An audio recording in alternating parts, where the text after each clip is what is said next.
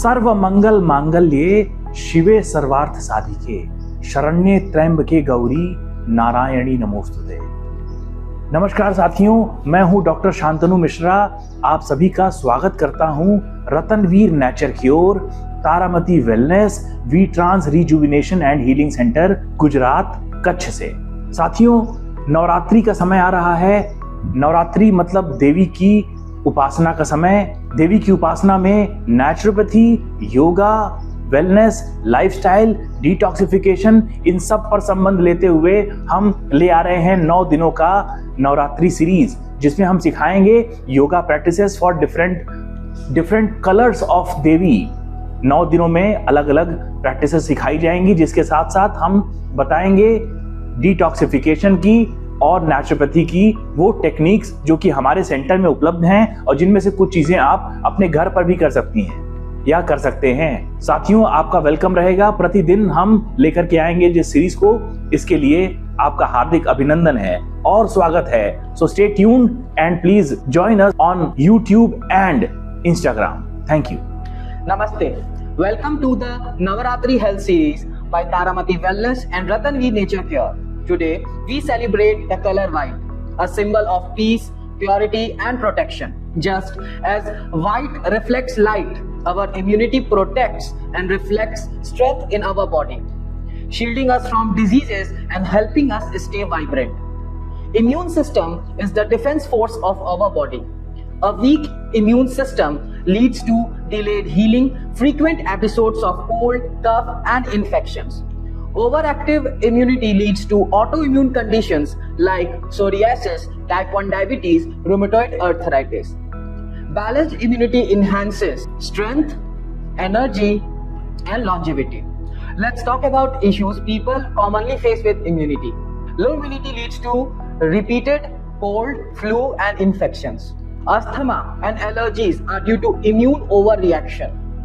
Autoimmune diseases, where the body attacks its own cells, like type 1 diabetes, rheumatoid arthritis, psoriasis. Chronic inflammation is the root of many lifestyle diseases. How many times have we blamed the weather for falling sick? In reality, it is our immune system that needs strengthening. Immunity is not just about medicines, it's about balance. In functional medicine and naturopathy, the root causes usually are gut health imbalance. 70% of the immune cells live in the digestive tract.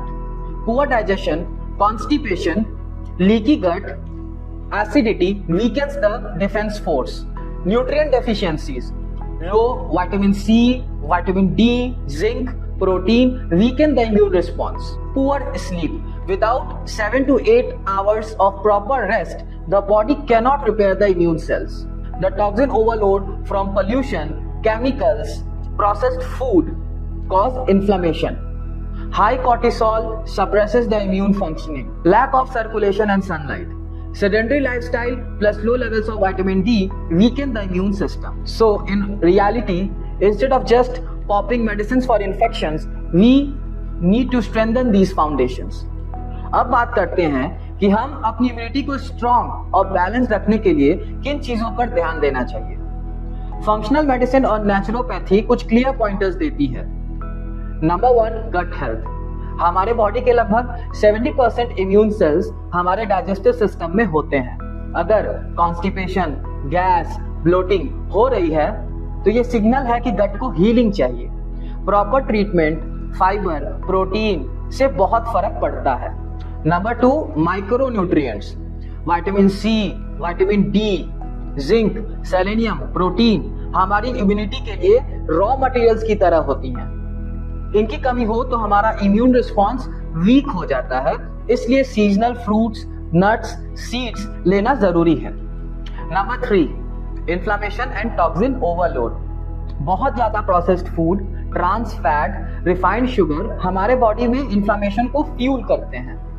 इसके बदले में एक anti inflammatory diet जिसमें pulses, vegetables, olive oil, nuts और omega 3 rich foods जैसे flax seeds बहुत help करते हैं। Number 4, sleep and rest. कम से कम 7 घंटे की क्वालिटी स्लीप जरूरी है, क्योंकि इसी वक्त हमारी इम्यून आर्मी रिपेयर और मल्टीप्लाई करती है।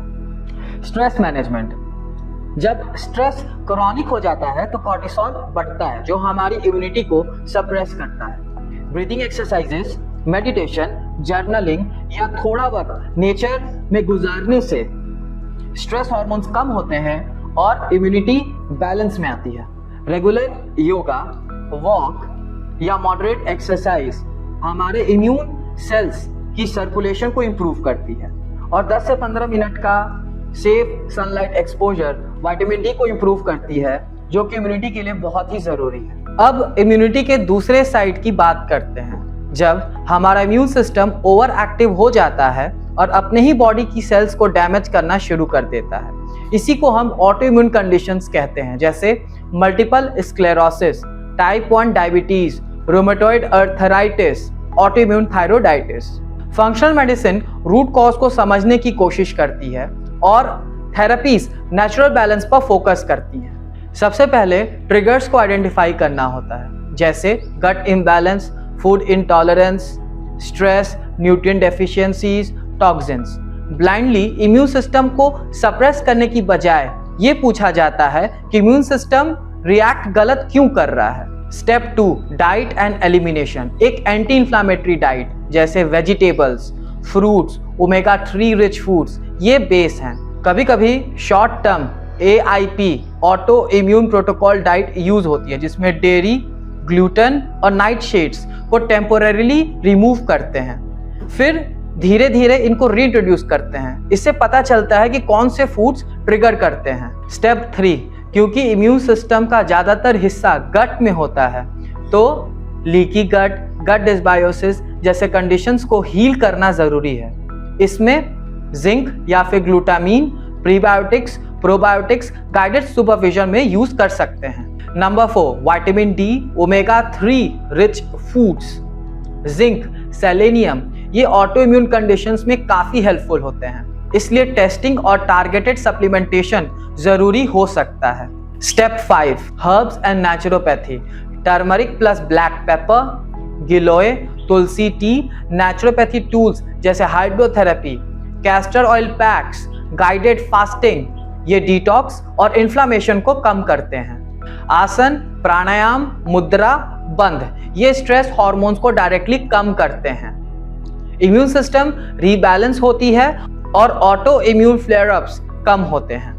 Our immunity is our body's armor, protecting us in silence every single day. On this day of white, let's pledge to strengthen our inner defense through natural foods, mindful lifestyle, and the wisdom of yoga and naturopathy. Thank you.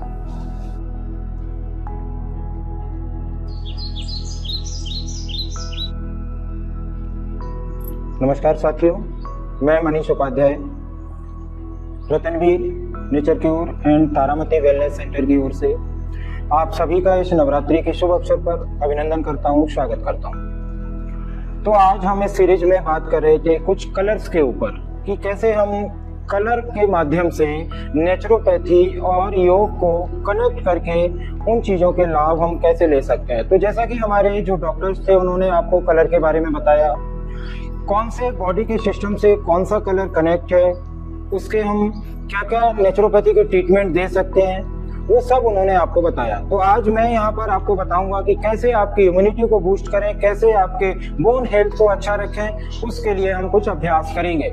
तो सबसे पहले तो आपको ध्यान के किसी भी आसन में इस प्रकार से दोनों हाथ रेस्टिंग टाइम पे घुटनों के ऊपर रखते हुए बैठ जाना है। कुछ गहरी लंबी सांस आंख बंद करके लीजिए, जिससे कि आपका शरीर और मन दोनों ही शांत हो सके।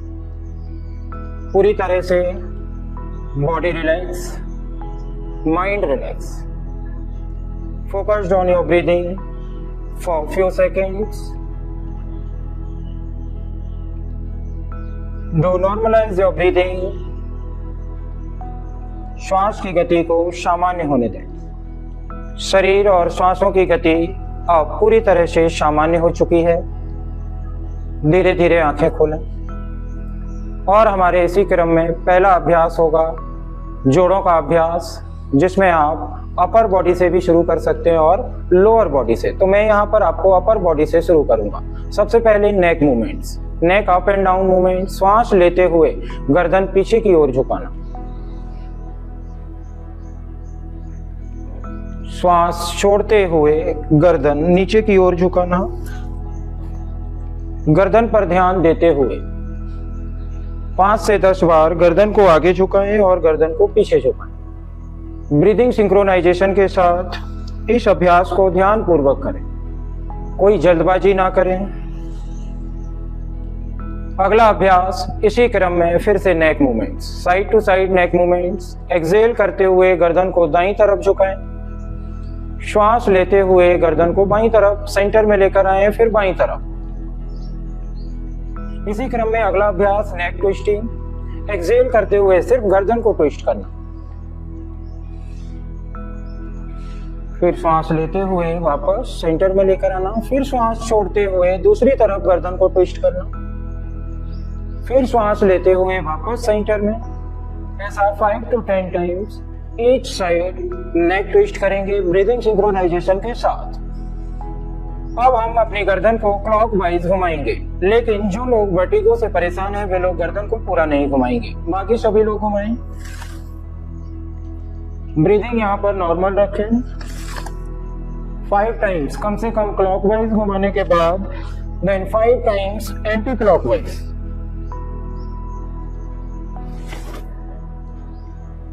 एंटी क्लॉकवाइज कंप्लीट करने के बाद अब हम शरीर के अन्य जोड़ों पर ध्यान देंगे। जैसा कि हमने बताया कि हमारा आज का जो रंग है वो है व्हाइट, और व्हाइट रंग कहीं ना कहीं हमारे जॉइंट्स हेल्थ और हमारे बोन हेल्थ को, हमारे लिम्फेटिक सिस्टम को डिनोट करता है। इसके साथ इसकी अच्छी कनेक्टिविटी है। तो अगला अभ्यास हाथों की उंगलियों के और अंगूठों के जोड़ों का अभ्यास, जिसमें आप अपने हाथों की उंगली और अंगूठों को एक दूसरे से दूर रखेंगे जितना दूर हो सके, और उंगली और अंगूठे को आधा मोड़ना और पूरा सीधा करना। 10 से 15 बार इस अभ्यास को करने के बाद अपने फिंगर्स और थंब को पूरा मुट्ठी बंद करते हुए कॉन्ट्रैक्ट करना और फिर स्ट्रेच कर देना मुट्ठी को खोलते हुए।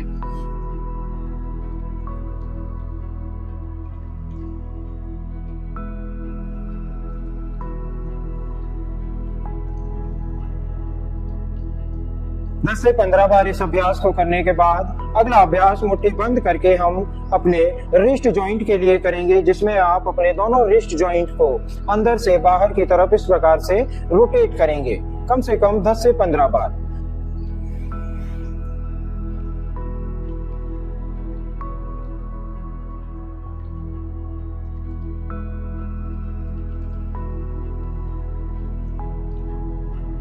फिर दोनों अपनी मुट्ठियां खोल दीजिए और अपनी हथेलियां ऊपर की तरफ टर्न कर लीजिए। अब दूसरा हमारा जो जॉइंट है वो है हमारा एल्बो जॉइंट। श्वास अंदर भरते हुए एल्बो जॉइंट से दोनों हाथों को फ्लेक्स करें और एक्सहेल करते हुए सीधा करें। कम से कम 10 to 15 टाइम्स इस अभ्यास को करें।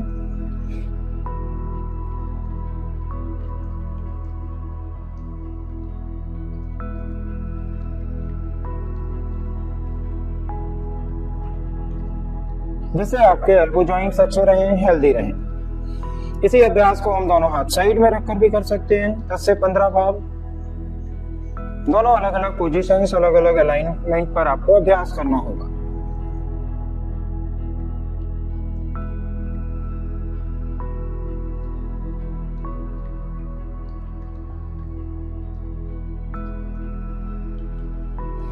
एल्बो फ्लेक्स करके रखें। अगला जॉइंट है हमारा कंधे का जोड़। कंधे की एक्सरसाइज, दोनों कोहनियों को पूरा ऊपर की तरफ लेकर जाना, पूरा सामने की तरफ, पूरा नीचे, जिससे कि आपका कंधा, आपका शोल्डर जॉइंट्स अच्छे से रोटेट हो सके। 8 to 10 times forward rotation, then 8 to 10 times backward rotation.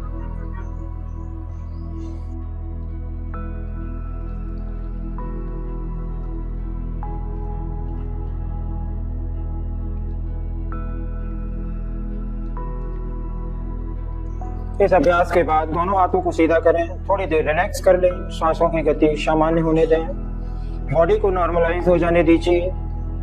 आंखें बंद, फोकस ऑन योर ब्रीदिंग। अगले अभ्यास की ओर आगे बढ़ेंगे। शरीर के निचले हिस्से के जॉइंट, जिसके लिए हमें सर्वप्रथम दंड आसन की स्थिति में बैठ जाना होगा इस प्रकार से। अपर बॉडी के जोड़ों का अभ्यास करने के बाद अब हम सभी लोग दंड आसन की स्थिति में आ जाएंगे। जैसा कि मैंने आप लोगों को स्टार्टिंग में बताया व्हाइट कलर के बारे में कि व्हाइट कलर हमारे बॉडी के किस सिस्टम से कनेक्ट है, तो इसी में हमने बात की जोड़ों की। अब हम बात करते हैं कि कैसे हम अपनी इम्यूनिटी को बूस्ट कर पाए, जैसे कि हमारे रोगों की जो लड़ने की कैपेसिटी है शरीर के अंदर वो बढ़ सके, वो इन्हांस हो सके। उसके लिए मैं कुछ प्रैक्टिसेस आपको बता रहा हूँ। तो सबसे पहले आप दंड आसन की स्थिति में दोनों पैर घुटने करके घुटनों को सीधा करके बैठें। पंजों का फेस इस प्रकार से जैसे मैंने किया वैसे ऊपर की तरफ रखेंगे और अपने स्पाइन को सीधा रखें। दोनों हाथ थाइस पर रखें इस प्रकार से, और फिर धीरे धीरे श्वास अंदर लेते हुए अपने दोनों हाथों को सीधा ऊपर उठाएं इस प्रकार से, और फिर एक्सहेल करते हुए श्वास बाहर छोड़ते हुए लोअर बैक से लंबर रीजन से अपनी स्पाइन को स्ट्रेच करते हुए आप फॉरवर्ड बेंड करेंगे और अपने दोनों पैर के तलवों को इस प्रकार से कैच कर लेंगे। धीरे धीरे अपनी कोहनियों को मोड़ते हुए और स्ट्रेच करते हुए अपनी स्पाइन और पीठ को कोशिश करें कि आपका पेट आपकी थाई से और आपकी चेस्ट घुटनों के ऊपरी हिस्से से टच हो और आपका फोरहेड घुटनों के आगे वाले हिस्से से। यहाँ पर कुछ सेकंड्स रुकने के बाद फिर श्वास लेते हुए धीरे धीरे वापस आना। ये हुआ हमारा पश्चिमोत्तानासन, जो आपकी इम्यूनिटी को बहुत अच्छा रखेगा, स्ट्रॉन्ग रखेगा, स्पाइन की फ्लेक्सिबिलिटी को बढ़ाएगा। अगला इसी क्रम में अभ्यास है, आपको वज्रासन में बैठ जाना है इस प्रकार से। जिन लोगों को घुटने की तकलीफ हो वे लोग वज्रासन में ना बैठे, बाकी नॉर्मल हेल्दी पर्सन जो है जिनको अपनी इम्यूनिटी इन्हांस करनी है वे लोग वज्रासन में बैठने के बाद मंडूक आसन का अभ्यास करेंगे। दोनों हाथ से मुट्ठियां बनाएं, अंगूठा अंदर रखते हुए इस प्रकार से, और अपनी दोनों मुट्ठियों को नाभि यानी कि आपका जो नेवल रीजन है उसके नीचे लोअर एब्डोमेन रीजन में प्लेस कर लीजिए। अब आप एक गहरा लंबा श्वास अंदर लेंगे और अपने आप को लोअर बैक से फॉरवर्ड बेंड कीजिए। श्वास छोड़ते हुए आगे झुके। आपको आगे इतना ही झुकना है कि आपके हिप्स लिफ्ट ना हो। जैसे ही आपके हिप्स उठना शुरू हो जाए तो हिप्स पुश करना टुवर्ड्स द हिल और अपने फोरहेड को सामने की तरफ उठा के रखना। फाइनल पोजीशन में रोकेंगे कुछ सेकेंड्स। Breathing normal. जब आप होल्ड करेंगे आसन को तो अपनी ब्रीदिंग नॉर्मल रखेंगे। 30 सेकेंड्स और 60 सेकेंड्स रुकने के बाद धीरे से गर्दन को रिलैक्स करें फर्स्ट।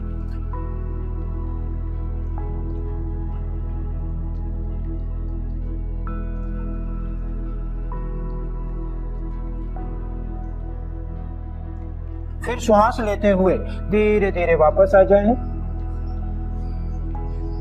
दोनों हाथों की मुट्ठियां अपने पेट के निचले हिस्से से रिलीज कर दीजिए। वज्रासन में थोड़ा रेस्ट दें बॉडी को, नॉर्मल ब्रीदिंग करते हुए।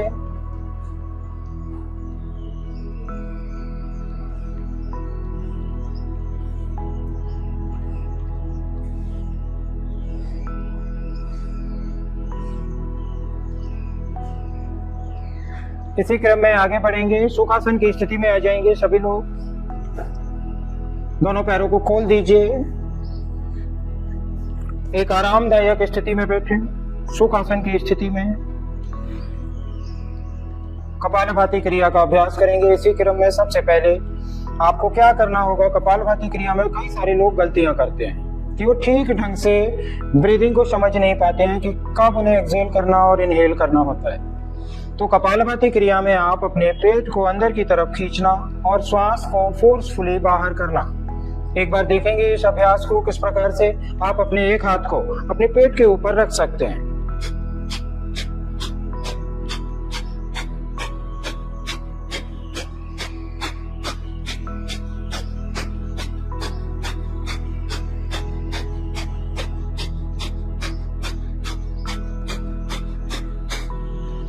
इस प्रकार से कपालभाति क्रिया का अभ्यास होगा। इस क्रिया का आप अभ्यास, इसमें जो स्ट्रोक है वो कम से कम एक बार में कोशिश करें कि 50 to 60 स्ट्रोक करें जो बिगिनर्स हैं। और जो लोग प्रैक्टिस करते हैं रेगुलर, वे लोग कोशिश करें कि कम से कम 90 से 100 स्ट्रोक, 120 स्ट्रोक तक रेगुलर प्रैक्टिस कर पाएं और इसे सेट में कंप्लीट करें। एक सेट किया, थोड़ा रेस्ट, फिर दूसरा सेट, ऐसे 3 से 4 सेट में कपालभाति क्रिया का अभ्यास करें, जो कि आपके शरीर में क्लीनिंग का काम करती है, क्योंकि इसका नाम है कपालभाति क्रिया। कपाल का मतलब आपका फ्रंटल फोरहेड लोब और भाति मतलब शाइनिंग, यानी किसी चीज का चमकना।